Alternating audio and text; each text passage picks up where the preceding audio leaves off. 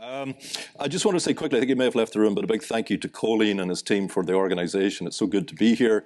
We're looking at University College Dublin to take this travelling circus back there next year, and then up to Queen's, and then back here. We want to keep this going. This is year 7, and I think remarkable work has been done, and thank you to Colleen and the team. So, the new worlds of 21st century Irish America. As we heard in the previous panels, Irish America is not a homogenous nor a static thing. That was pretty clear. But that's no less true today than it was 250 years ago or 150 years ago. Diasporas evolve. They evolve internally, but they also evolve externally in response to the dynamics between home and host countries. Today, Irish America may be said to be in a late stage of evolution, I think. The term that some sociologists use is late stage ethnicity. And what they mean by that is American ethnic groups of European descent who go back a long way in this country, but are no longer replenished from the home country. I think that's an interesting condition to consider. For some people, this is evidence of terminal decline, but I don't think so. I think it's a misreading, as clearly there are many millions of Americans, 38.5 million according to the last census, who still claim Irish descent. Rather than being terminal, I think we need to comprehend Irish American present and the near future, which we want to think about here, as yet another stage of evolution, a transition, one in which the more, shall we say, material and institutional foundations of Irish America, I think, have eroded, while a powerful cultural and emotional investment still is maintained. It persists. This more, shall we say, abstracted Irish America can be challenging to pin down analytically or in policy terms. So for those who are designing diaspora policy in Ireland presently, there are challenges to identify what are the levers of Irish American culture and politics today. At the same time, we should note that Ireland's diaspora engagement with the US and Irish America has been influenced by, and I think intensified by, disruptions in transatlantic relations, including the impact of Brexit, we're going to hear more about that now, and the ongoing backlash against globalization and the rise of populist ethno-nationalism. Now, given all of these shifting dynamics of the homeland-diaspora-host relations, it can be hard to grasp what is politically or diplomatically salient within Irish America today. But we're in luck, because we have 3 people who know the answers to that question. Okay, we have, starting here, we have Carol Gallagher from American University is Professor of Peace, Human Rights and Cultural Relations there. The fuller bios are on your programs. And Kimberly Cowell-Meyers is Associate Professor of Government and Affiliate Faculty with the Women in Politics Institute at American University. And at the end, Mary Murphy is the Director of the Irish Institute at Boston College. Importantly, as we'll hear, Kimberly and Carol have co-authored a book titled Building a Green Wall, Irish America's Resurgence Post-Brexit, published last year and strongly recommended. Now, each of our panelists are going to say a few minutes opening statements. We'll go on to a little bit of conversation, and then we'll open it to the floor. Okay? So, Carol. So thank you. I want to say also a shout out to Dara and Colleen for doing this and inviting us. It's always a pleasure. So yeah, we're gonna shamelessly plug our book, and we interviewed a lot of you in this room for this book. So really, this, as we said in our acknowledgments, is really not our book. It's this extended conversation that we had. So our approach to this began during the pandemic. We were working on a paper about the backstop, and we interviewed a few people that we knew were in Irish America, and then we were chit-chatting about what to do with this.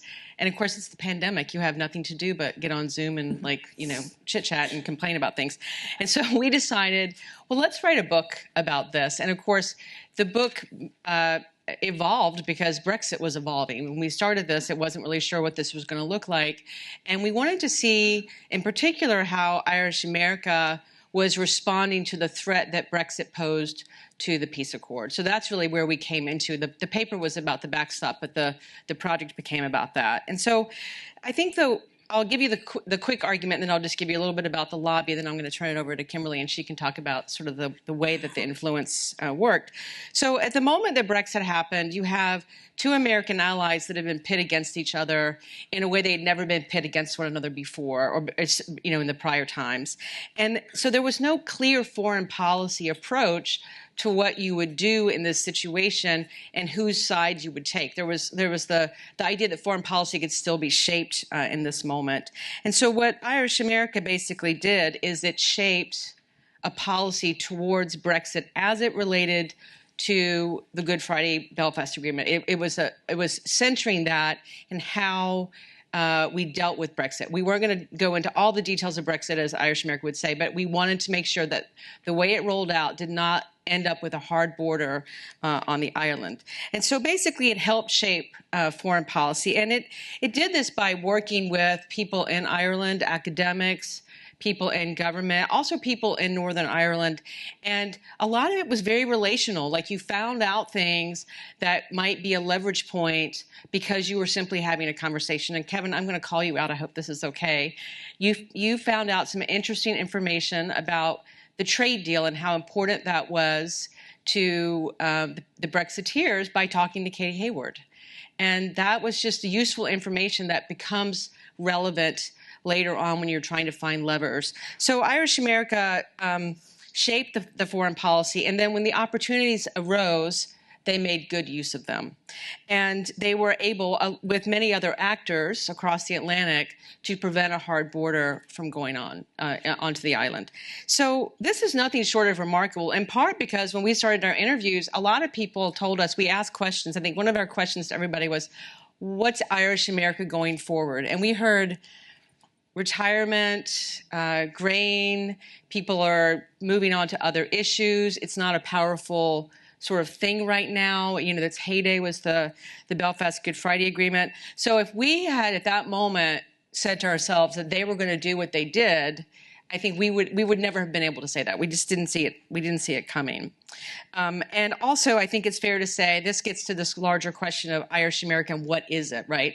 Irish America is an ethnic lobby or an ethnic group per se, but it's not something that's super cohesive, right? Irish Americans are not all Democrats or all Republicans, and there's no voting block. Like people no longer really go about in most of the country and say, I need the Irish American vote. That may happen in a few districts, but it doesn't happen across the country. There's also no big membership organization beyond AOH. There's no lobbying organization. There's no PAC.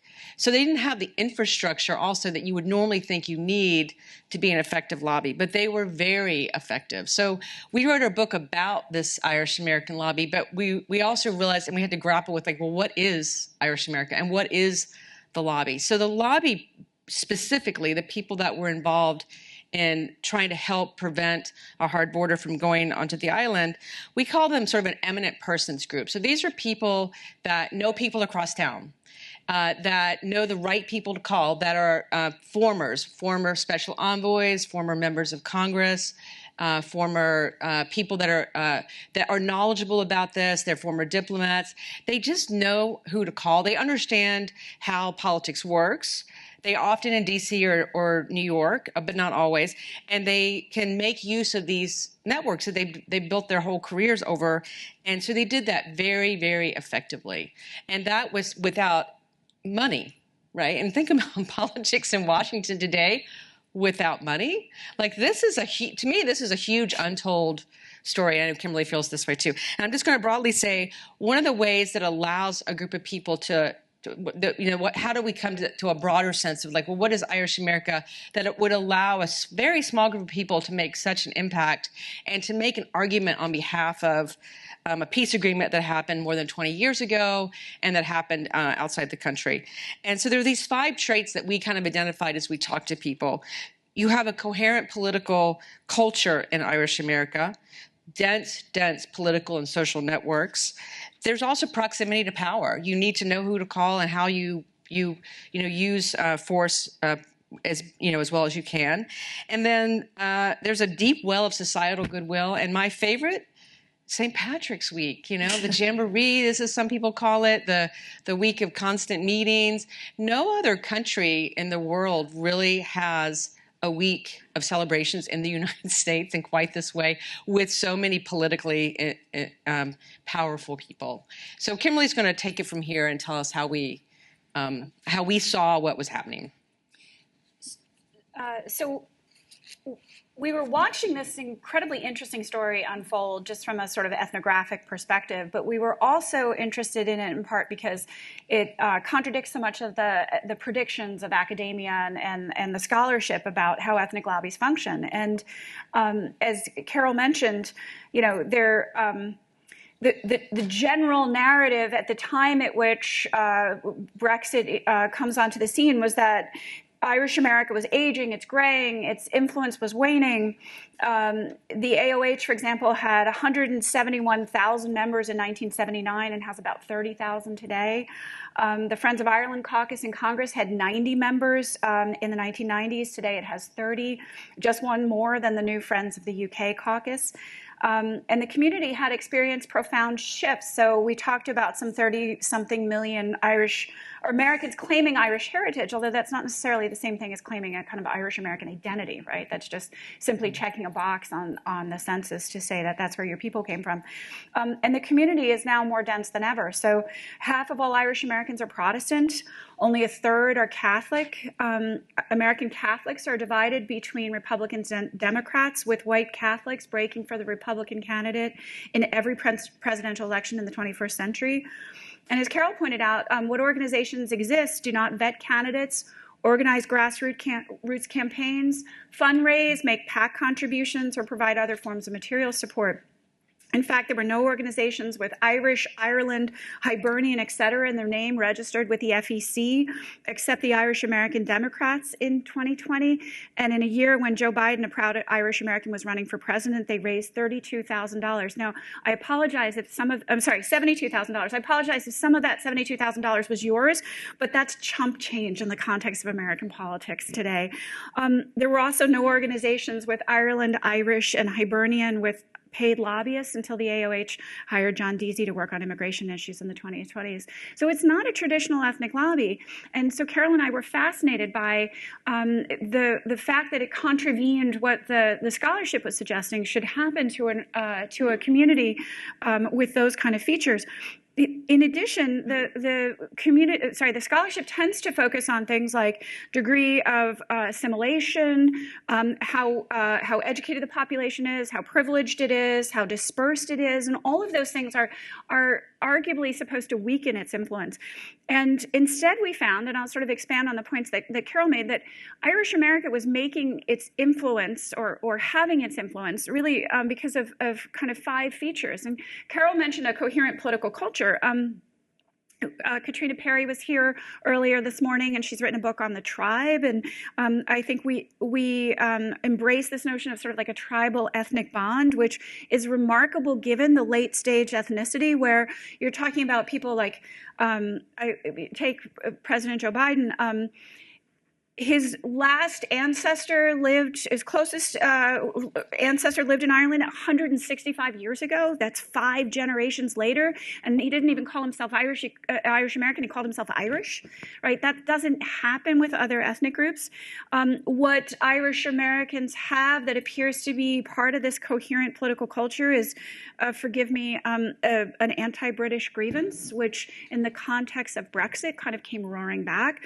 The dense social and political networks, Carol mentioned. I have friends across town, which is actually a quote from Paul Quinn. He was talking about when Ted Kennedy called him up and wanted his help getting his sister appointed as ambassador. And Paul Quinn said, "Leave it with me. I have friends across town." And I like to think about that. There's another quote from a source in our book referring to Irish Americans as high-minded, well-connected, dedicated, and tireless.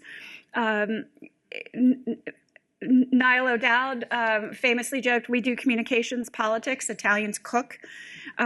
So the Irish Americans don't need a lobbyist even. I mean, as I mentioned to you, there are no paid lobbyists or were not any paid lobbyists or a single peak membership organization, basically because they have people willing to do the work for them. Hi, Kevin. There are 30 to 50 people inside the Beltway good at whisper campaigns was a quote from someone else in our book talking about groups such as the Ad Hoc Committee to Protect the Good Friday Agreement, which organized itself in the context of Brexit to resist a hard border. The proximity to political power is very real. Consider Joe Biden's the first year of his administration.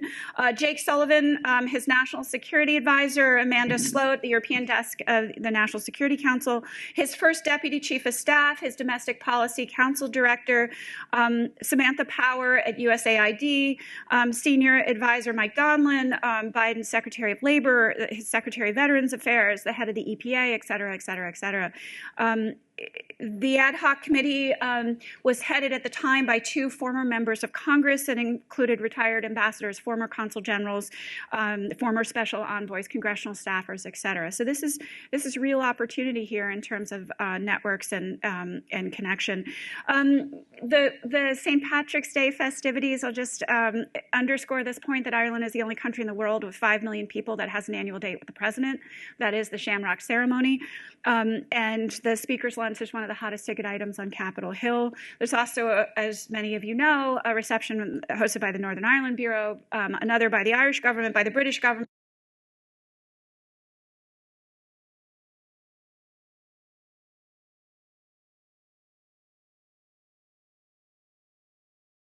On and on, but it is an unusual moment in, actually, if I may, I'll quote real quickly, sorry. Thank you, Mary. Patrick Leahy noted, and every single one of them, meaning the other nations of the world, would give a generation their firstborn for the opportunity and access enjoyed here by the Irish Taoiseach during St. Patrick's Week. U.S. interest in Ireland has yielded concrete benefits for Irish people, north and south, in their daily lives, and that's before you even consider the economic dividends. If you think all this has nothing to do with green ties and bowls of shamrock in Washington, you need to revisit your understanding of how the worlds of politics and diplomacy work. And then finally, the deep societal goodwill that Carol made mention of. Ireland holds a special place in DC. We're understood to be, I'm sorry, you are understood, I'm Lithuanian. I think I'm the only one in the room who's not Irish, not even a drop, but that happens to me a lot. You're pushing on an open door. The Irish brand sells is the language we're using here. In fact, the Belfast Good Friday Agreement is oftentimes referred to as a seminal foreign policy achievement, or the most successful foreign policy achievement in a generation. And it has broad bipartisan support. In fact, you'll find members of Congress to this day still referring to the U.S. as a co-guarantor. That's not true, but it is maybe culturally a co-guarantor or a commitment. Dan Mulhall, the former ambassador to the U.S. from Ireland, said, we quote him in the book, "The British win most arguments in Washington except the Irish argument. The odds are stacked against them." And so that is part of why Irish America, even if it lacks all of those variables that the academic literature tells us are necessary for ethnic lobbies to be effective, why Irish America appears to be able to shape U.S. foreign policy, or did in the context of Brexit. And I think later we're going to talk about some of the current challenges for Irish America in the present context. Thank you. Thanks, Mary. Thanks, Liam. And it's great to be on a panel with Carolyn and Kimberly. I spent a lot of time researching Brexit back home in Ireland. So it's great to get away from it in a way. But what I am going to reflect on is some of the fallout from Brexit. And some of the fallout from Brexit, it was economic, it was political, it was diplomatic. But one of the things it did do back home in Ireland is it did increase the narrative around the potential for United Ireland in the future. Simply because of the mechanics of Brexit made it more appealing for Ireland as a whole to remain part of the European Union. This opened up a debate about Irish unity. I don't want to overstate the extent of the debate. Brexit is a factor in reopening that debate. There's been certain very subtle shifts in public opinion around that in favour of a united Ireland in Northern Ireland, not to the point of it being a majority. But there's also been demographic change in Northern Ireland. There's been political and electoral change on the island of Ireland. And there's been some civic society mobilisation around the Irish unity question as well. And one of the things, I only moved to Boston a year and a half ago, and I moved to Boston at a time when being in America is a bit like an assault on the senses. And one of the things I became interested in was the extent to which that discussion of Irish unity was being internationalised to the extent that it was. And it is clear that there is some evidence of the internationalisation of the Irish unity narrative, including here in the United States. We see it a little bit in the European Union as well. For the most part, it's being driven by Sinn Féin. And there are groups here in the United States as well, like the Ancient Order of Hibernians, the Friendly Sons of St. Patrick, the Irish National Caucus, etc., etc. But Sinn Féin has certainly been mobilising around this issue. The Irish government is determinedly not mobilising around this issue, and nor are many of the other Irish political parties. Sinn Féin has a presence here, and it uses that presence to talk much more about Irish unity than it did before. From a Sinn Féin perspective, why are they doing that? Well, one of the reasons they're doing that is because, and I quote the Friends of Sinn Féin here, there would be no Good Friday Agreement without the US. There will be no Irish unity without the US.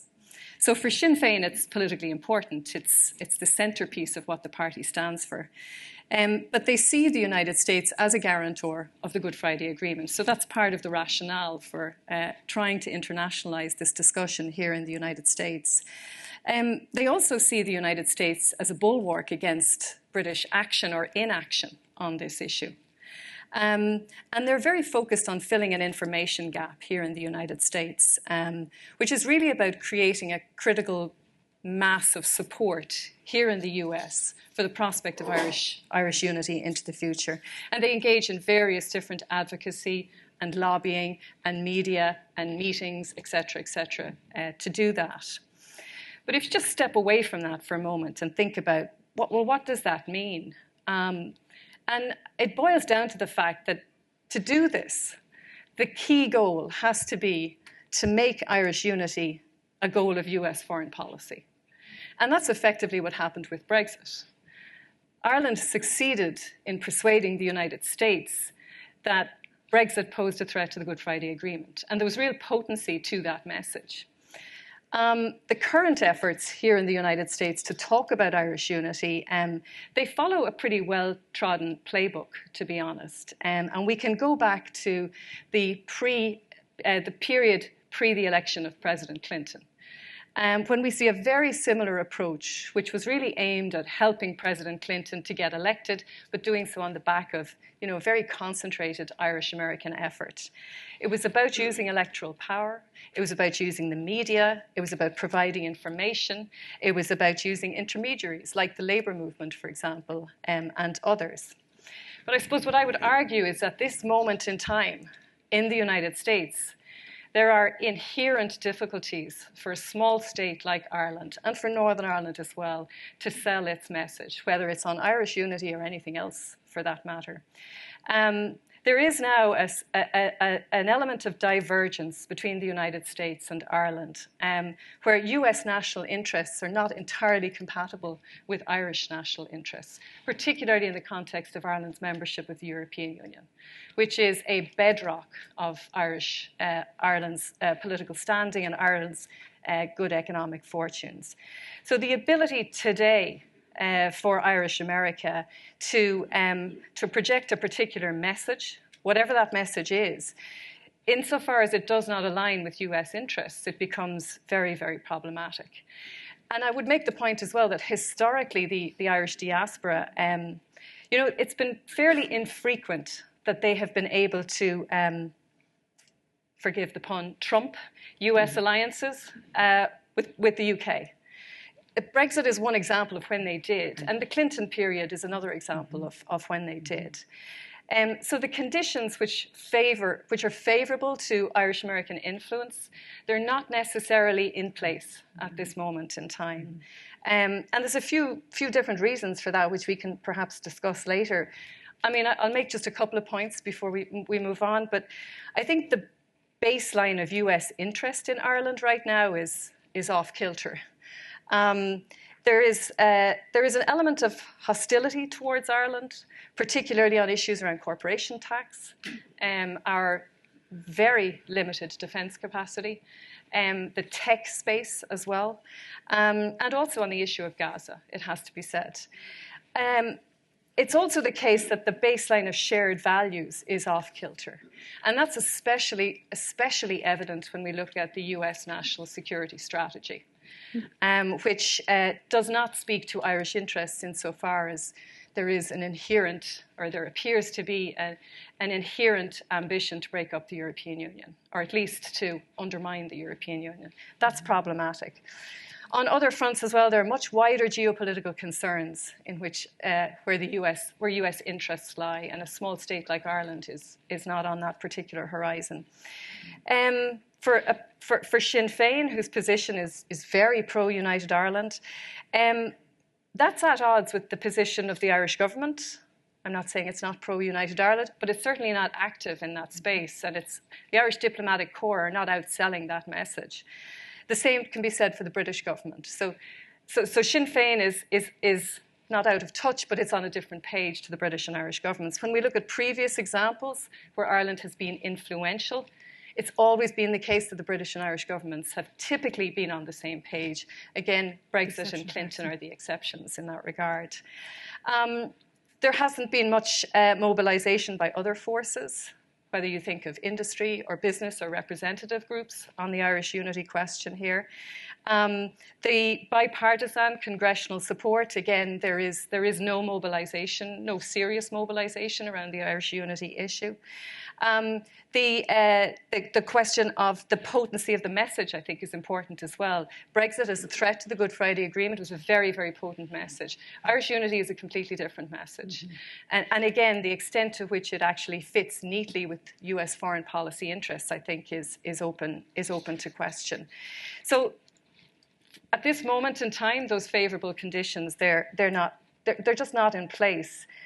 And let me finish by just saying that I think we have to recognise that in this moment, we're living in a very, very complex geopolitical environment, whether it's here in Europe, the United States, and there has been a complete upending of traditional diplomatic and international norms. And that's very difficult to work with. Today's world, I would suggest, it's becoming a little bit more inhospitable for small states, like Ireland, it has to be said.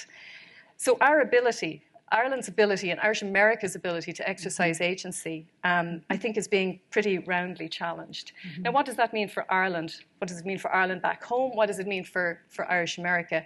I think what it means is there has to be some rethink of US-Irish relations. And a rethink of priorities, a rethink of policies, not necessarily to kowtow to values which we don't share, but a recognition that the world has changed, and it's changed really quite dramatically. And for small states, I think there's big demands in terms of responding to that. Thanks, Mary. Great stuff. There's an awful lot there to unpack, and I think your last statements in particular are a great sort of prelude to hearing the Minister come in and speak very shortly. I love the story that underlines what you've done with the book, going back to that, and I want you to talk about this metaphor of the Green Wall a little bit. But part of it is that paradox, isn't it? It's like Irish-American lobbying shouldn't exist, but it exists and it works. It reminds me of many years ago, I think it was the University of Cambridge, a number of scientists managed to prove uncategorically that bumblebees cannot fly. But bumblebees can fly. The Irish lobby should not be able to do what it does, but it does what it does. It's a great story. And I actually think a lot of people will be studying your book for this reason, because it stands outside the paradigm of what we thought ethnic lobbying could do. That makes it a remarkable piece of research. But can you take us behind it a little bit further? A, to tell us what you mean by the Green Wall a bit more, and more particularly I'm wondering, who are all of these diverse actors who came together, without necessarily naming names, but what parts of Irish America needed to be stimulated? It wasn't about volume, it was about finding the right people, wasn't it? It was about networking. So who are we talking about, roughly? Do you want me to do the Green And Wall? then secondly, for the subtitle of your book, what does that mean in terms of a resurgence of Irish America? And is that just partial and about Brexit? And is there anything more to come? Which comes on to Mary, I think. So building a green wall is a quote from Jim Walsh, who, in announcing the creation of the ad hoc committee to protect the Good Friday Agreement, talked about building a green wall to resist the imposition of a hard border in Ireland. In other words, the green wall would be here in Washington, and it would be in order to prevent a Brexit that resulted in a hard border in Ireland.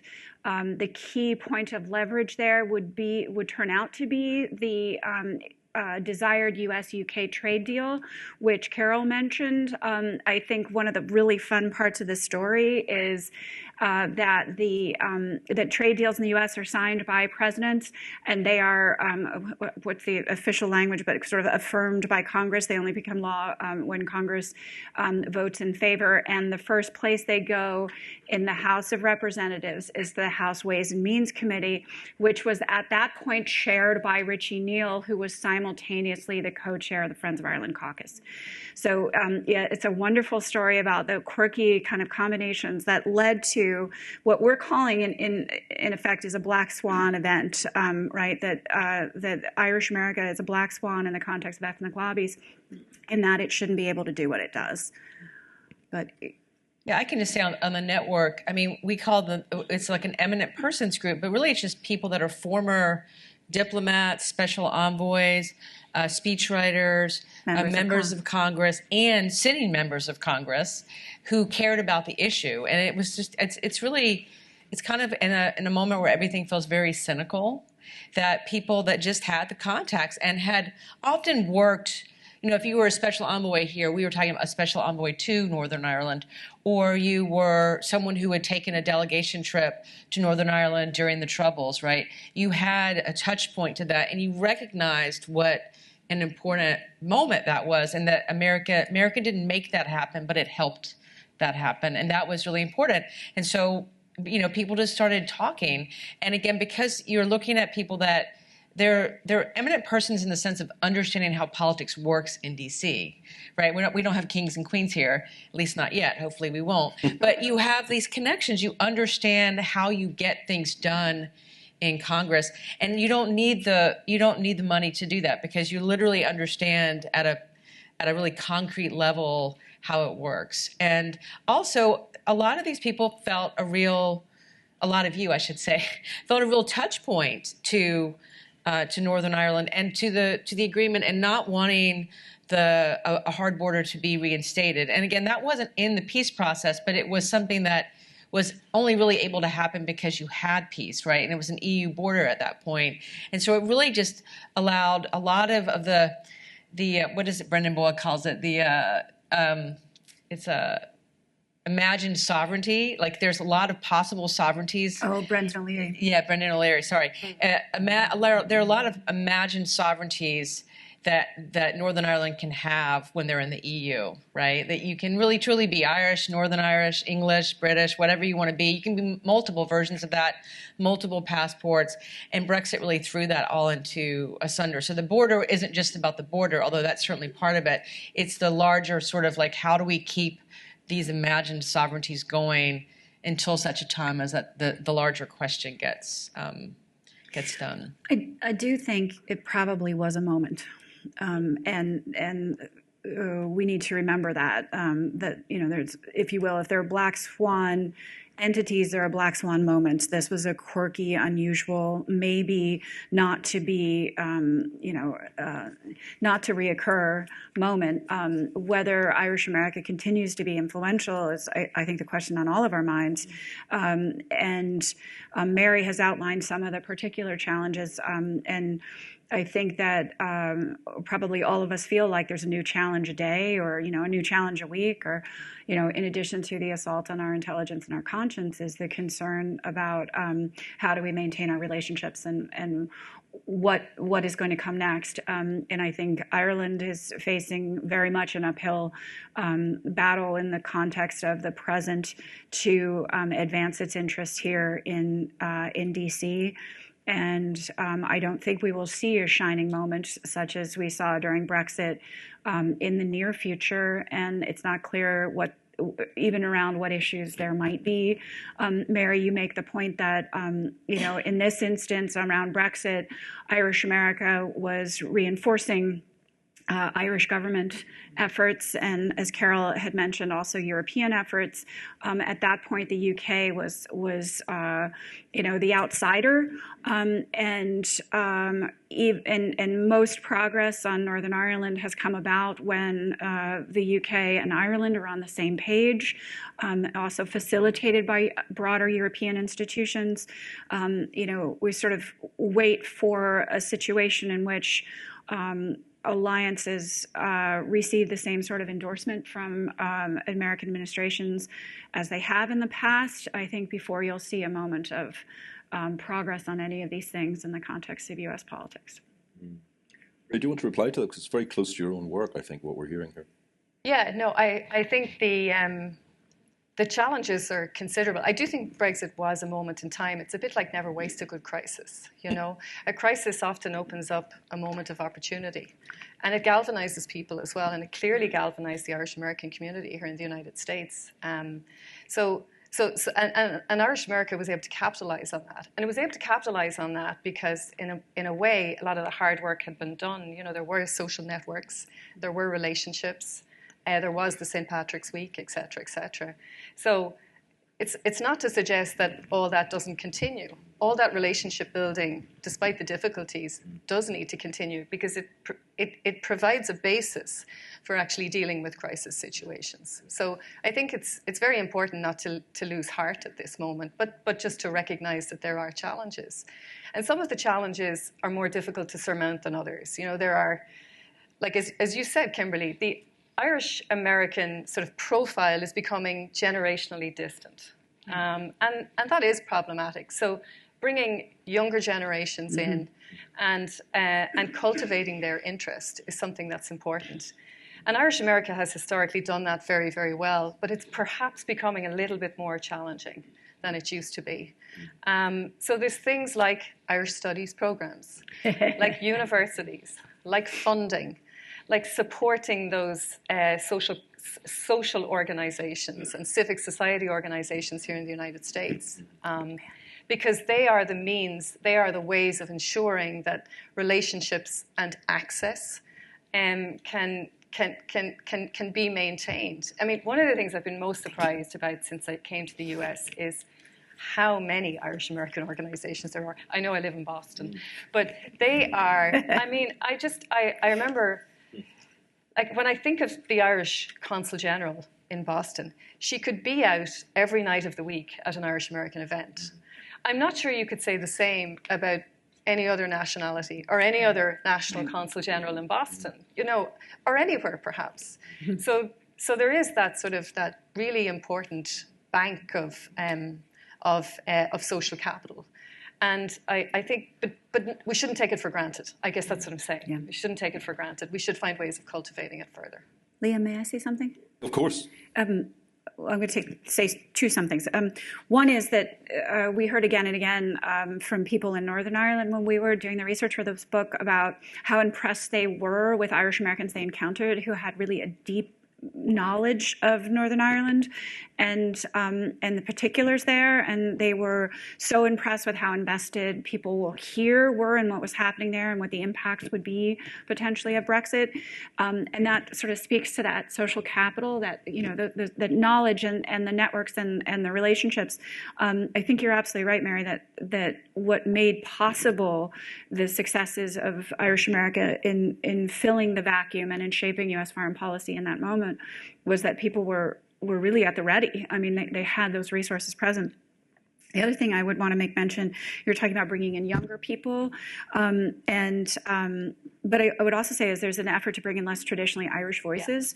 Yeah. So yes, as the sole Lithuanian, I think, in the room, I'm a token here, but even the Friends of Ireland caucus now incorporates people we don't traditionally think of as Irish American, including the members of the African American, Irish American diasporic communities, and even people who represent areas that were traditionally Irish American strongholds but are not themselves Irish American. There are opportunities too all along, while we're all kind of wary of the future direction of U.S. foreign policy. There are opportunities, particularly around gold and around golf, which I think Northern Ireland has some interest in, and people here do as well. And also the notion of being, a president of peace. That reputation could, be burnished by investing and supporting the institutions of peace in Northern Ireland. So I think there are opportunities present. Are there any other Lithuanians in the room? No, you are alone. But you're not. It's not all Irish up here. I'm British for what it matters. I just wondered. I'm really wondering this only right now, listening to you, because I've looked at your book, and the great list of reasons you give for the black swan. But I wonder if one of the other reasons, I think it's alluded to in the book at least, but links into maybe why Sinn Féin's pushing against a way of it coming the other way, is that sometimes it's said about diasporas that to really galvanize, they need to have a sense of threat, that something that matters to them is being pushed or under pressure. Northern Ireland, Good Friday Agreement affects border, which is the great strap line. Isn't that the case to some degree? That becomes galvanizing? And maybe that's not true for something like United Ireland. Well, I think to the extent that the border, putting the border back there was seen as a threat to the Good Friday Belfast Agreement. Yeah, that was huge in the sense that, and that was a great way to sell it here. Right, and also again, like if you really felt if you were working on behalf of the agreement on the U.S. side, and you are seen as the unofficial guarantor, you don't want to lose that 25 years on that we did all that work trying to get that over the line. With of course the most of the work happening in Northern Ireland, of course, but just sort of as a support role, you don't want to then say, oh, well, that was a good 25-year run. You don't want to end it that way. The literature is also pretty clear that it's much easier to defend the status quo than it is to introduce something new. That's right. And so there's a lot of momentum behind keeping in place what had been achieved, as opposed to introducing something, right, that had not yet been. Well, what about diaspora then? We've talked about it a little bit. I mean, the term itself interests me for all kinds of reasons. I mean, it's a very old term, but as policy, it's actually really new. It really doesn't get invented as a policy term until the 1990s. And Ireland becomes part of that in interesting ways. And it seems to me there's always a disconnect between, what we're talking about and the people who are part of the diaspora. No one who's part of the diaspora calls himself a diasporan.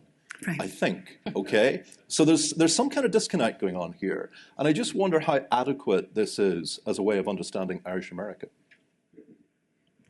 Well, it was a very academic question. Yeah. We struggled with that, right? I mean, we struggled with that. We're like, when we were writing this book, it's like, oh my God, this is driving us crazy. Like, what is Irish America? And we sit around and go, well, Kimberly would be like, I'm Lithuanian. I'm like, well, I'm from Virginia, so I'm Irish in the way that, like, literally my dad was like, we're Irish, and that was it.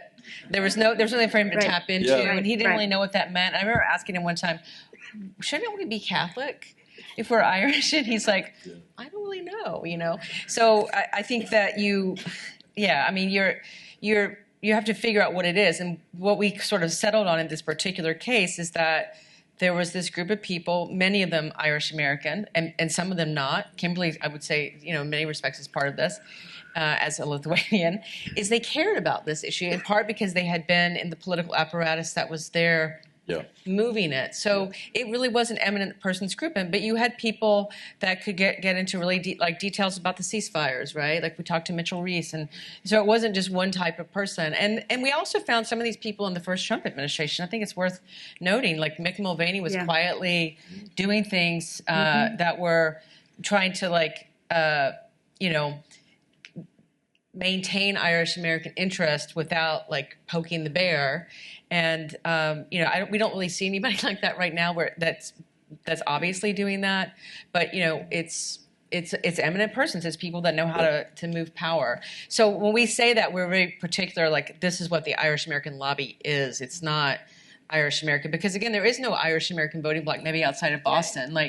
Savannah, for example, has a beautiful big St. Patrick's Day parade, but there's no Irish American voting bloc in Georgia. Like, no politician there says, I'm going to go and get the Irish American vote. So it's really multiple things, right? When we're talking about it, you're talking about your descendancy, and then of course it gets complicated when people do intermarry. They marry across countries. A Lithuanian marries a Catholic, or marries an Irish person, and so forth. And then you have like foreign policy and particular issues that relate to the place that's there. I think what we're trying to figure out, I mean, from our perspective, was to what extent is Irish America a politically relevant force, right? That's what we were interested in, and we sort of outlined those things. It's not a voting bloc. It's statistics don't disaggregate your religion from your and your ethnicity. But we could talk about white Catholics as splitting, many of whom would be Irish American, as splitting between Republicans and Democrats. And we wanted to differentiate between sort of Irish America as people who see themselves as claiming, checking a box, and people for whom that is a politically relevant identity. Most people aren't voting. And remember, I tell my students this all the time, that the way we cast our ballots here, if we call them a poll, like a public opinion poll, but it's a really bad measure of public opinion, right? Because you get to make one choice from amongst two candidates. And if you were going to conduct a public opinion poll and ask people only one question, of which they could give you one of two options, it's not a very sensitive tool. You don't know why people are making the decision they're making, and if they could rank order, they might make a different decision. And what brings them to that decision, where they're weighing one set of desires in competition with another set of desires that don't always align with a single party. And are they making it on the basis of policy or identity, or all these sorts of things we talk about in the analysis of voting behavior.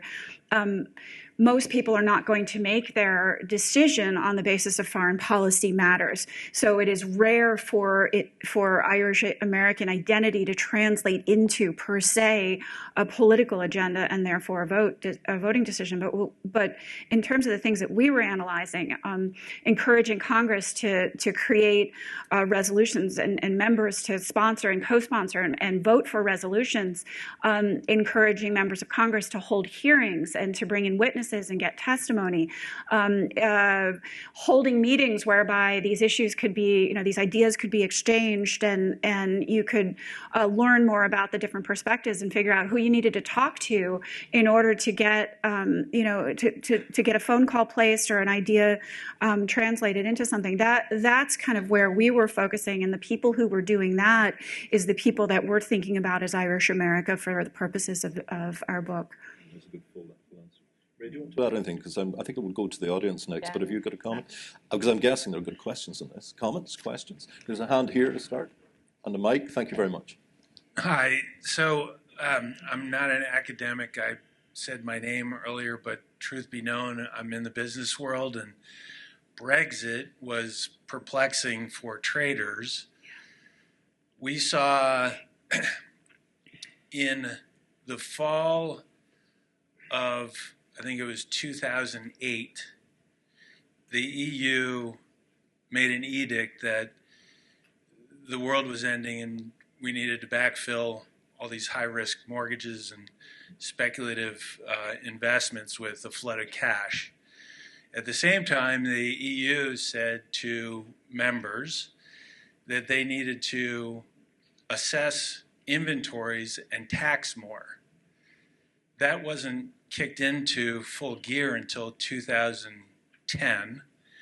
And then we started to see, this is in the trade community, we started to see the politicians say, we're not going to be taxed when Brussels is passing these edicts.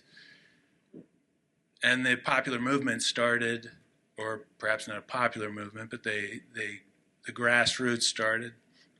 So I'm not sure if I'm right or not, but I've had to talk to banks and investors and traders about this cycle that starts in 2008. Anybody? Or is this like the Townsend Act? Yeah, I'm not 100% certain what we could add there. No? Yeah. Thank you. Sorry. I see it. Hello there. Hi. I have two questions, and if you like, you can just take one or the other. But I think polling shows that the British would vote the other. Sorry? I think polling shows that the British would vote the other way if they had to vote on Brexit today. And I wonder if there's any chance, maybe in the longer term, if the British would reapply to get back into the EU? Second question is, there's been Russian military vessels trolling around Ireland, and I hear talk on the RTE again about the Irish government perhaps changing its historic policy on neutrality. Thank you. Yeah. I love this. I mean, there is no talk of Ireland changing its new policy on neutrality. What there is talk of is of Ireland advancing its security and defence capacity. So maintaining Irish neutrality is something which is held really quite dearly by the electorate. But to do so within the context of recognising the various different and the myriad and very diverse threats, security and defence threats that they're now facing. So I'm sure the Minister will speak about it. There is going to be more investment in Ireland's defence industry and in our defence forces. On Britain and reapplying for Brexit, and just to say, I mean, back in Ireland we were very perplexed by Brexit as well, traders and all. There is no real sense at this moment in time that Britain will reapply for membership. And I'm not really sufficiently well versed in British politics to be able to speak authoritatively about it, but Keir Starmer's government is not making any commitments on that front. No. That being said, Britain is going through a difficult period, a period of turmoil, so it's not within the realms of possibility that the future UK-EU relationship may be based on a looser form of Brexit than is currently the case. I think that's perhaps the best way of understanding it right now. Well, and I don't think I see the winds of change in the UK as lending themselves to a greater embrace of the EU. If we think about Nigel Farage's party, coming into power. I think the other half of the question you have to consider is what would the Europeans do if the British did ask, and after they spent all those years trying to negotiate Brexit, I don't think that they're particularly eager in being distracted in this way again. So I think it would probably be a very slow walk if anything like that were to come about. Thank you for that. Thank you. Well done. Is it somebody over there? Here? Can you see? Oh, sorry, I didn't see. I didn't. Okay, we'll go there next if that's okay. Let me Thank you. him do it. Thank you. Lorelei Kelly from Georgetown. I'm wondering, this is such a fascinating story about sort of mobilizing and also organizing Irish identity folks for Brexit to oppose it.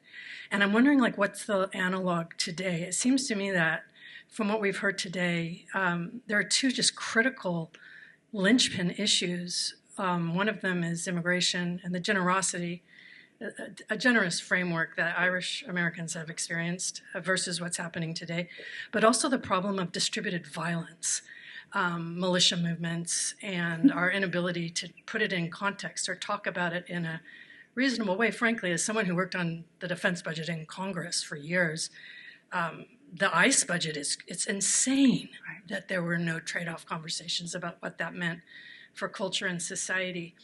But also as a parent of a 19-year-old college student who is very passionate about Gaza, whose name is Rory John Kelly, it seems to me that there's a real opening there to organize on college campuses, because they did look at Ireland as this strong voice, this little country with ethics and a moral framework in the world, taking a stand and took the consequences for that. So I'm wondering, what would be an organizing vehicle today that could really just punch way above its weight? Well, I mean, I think you will see at most schools that have had encampments that the pushback has been so harsh. I don't think that's a viable pathway right now. I mean, students were getting kidnapped off the street for having written op-eds. So I just don't think it's a viable path that moment right there. I mean, I think that one of the ways to think about this is what the Northern Ireland Bureau is doing, which is bringing Ireland's businesses here, having people open up businesses, and then also the American Legislative, I always forget the acronym, but the Irish American Legislative Caucuses, which is designed to be feeders, the state legislative caucuses. You elect people there that view Irish American interests as important, and Irish and Northern Ireland's interest is important, and you get elected to state houses, and then you run for Congress, and then so you have to kind of build up the political capacity. But also I think Americans need to rethink what Ireland and Northern Ireland are. I mean, a lot of people still have a view of Ireland as very Catholic and very conservative. And I mean, Ireland has gone through gone through huge changes in the last 25 years. You know, the mother and baby homes eroded the power of the Catholic Church. You had abortion laws passed. And we're going in the exact opposite direction. And Kimberly and I have taken students to Northern Ireland on and off for a long time. And the first time I went there in 2002, compared to like when I take students now, like you have to plan your students' breakfast at the hotel because the cruise ships have filled the hotel up and they all leave at the same time. You know, these are different places. They don't need America the way they did. So what you're really thinking about too is a rethink of like, well, we're different places, but like all three places are different than we were even 25 years ago. So what do we want to be together, and what do we want to do together? Although I think immigration is hugely important. I mean, 250 is a story of immigration. Someone said that. I think you might have said that it's a story of immigration. And Ireland and people from Northern Ireland and Ireland today, they were in that migration wave. And so we wouldn't be who we are today without immigration. So, that is something I think we both care about. Although, again, as you pointed out, like people from Ireland are not coming here in large numbers as migrants. I would say, just on this notion of how do people come into this world, and I've been teaching on Northern Ireland for a long time, and I have 29 students in my class because it's closed at 29. I have 17 on the waiting list, and people wait for 3 years to get into my class. The story of Northern Ireland's successes as a peace process, right? It really draws people in and continues to draw people in even more so, I think, than before.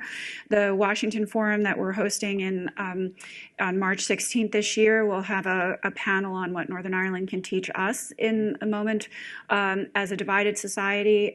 I think that there are a lot of lessons that transfer and that people are very interested in, whether they have Irish American heritage or not.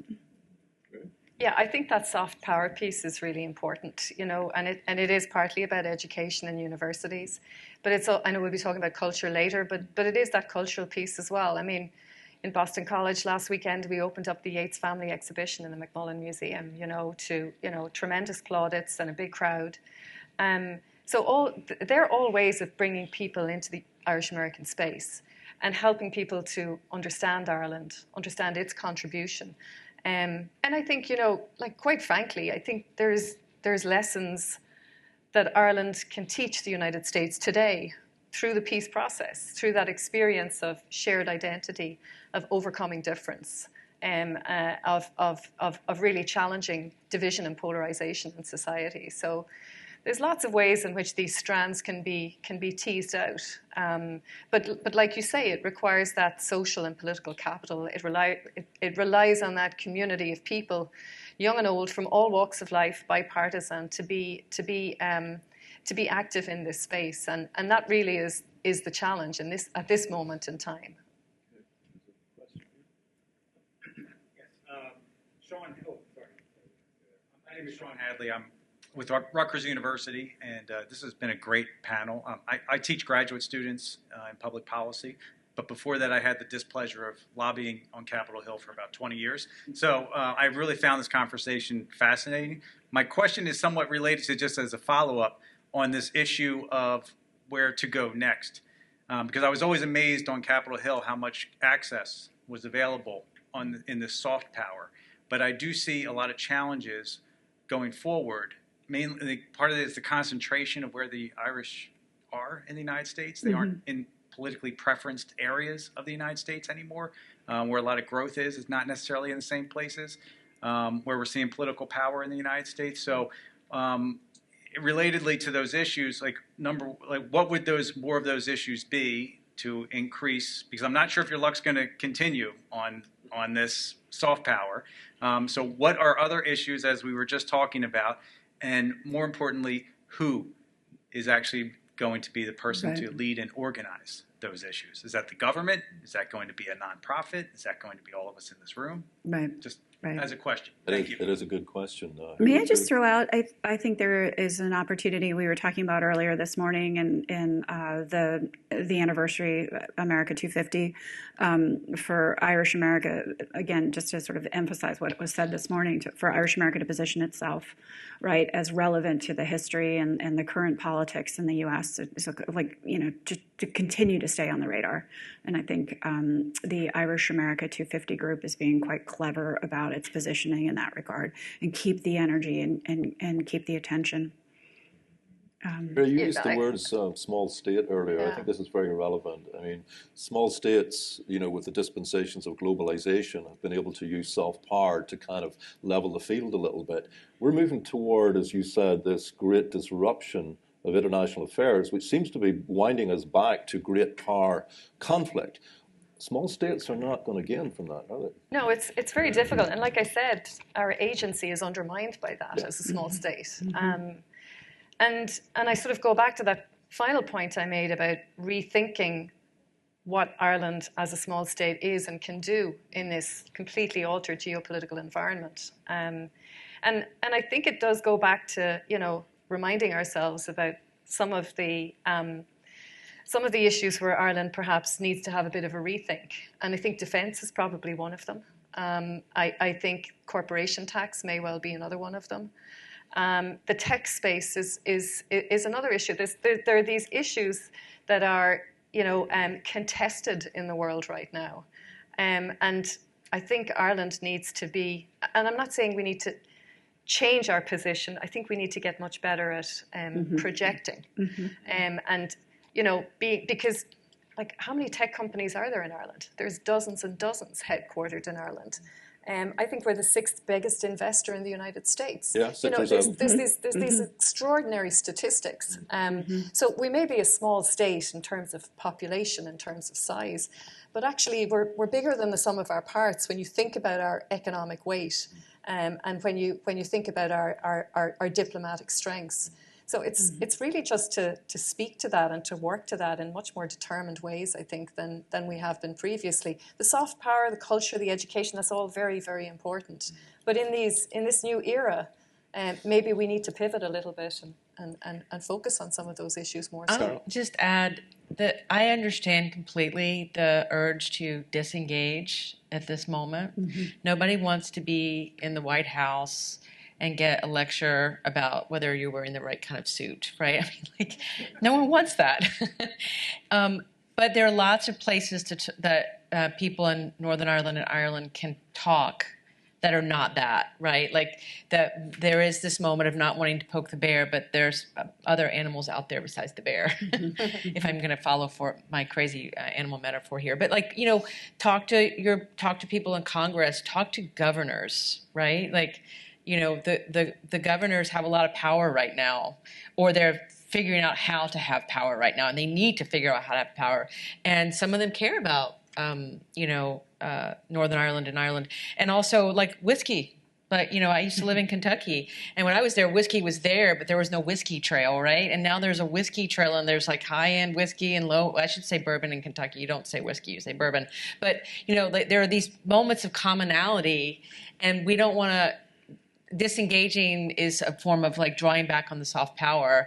And the thing is, there's this deep well of love of just Irish, right? You don't have to even be Irish. It's everyone's Irish on St. Patrick's Day here. And I know that's not annoying for people in Ireland, understandably, but it shows you there's this deep well of affection. And so we don't want to lose that, by disengaging. And I think the thing is, how do you engage in different ways in this moment? That's, I think, a good way to sum up. I'll just add one little piece to that, or bit to that. I'm afraid we will have to wrap up because of time, but we can follow through. I'm currently running a survey online of people in this country of Irish descent, and it's up to over 5,000 respondents. One of the questions is very simple. It's just use one word to describe Ireland.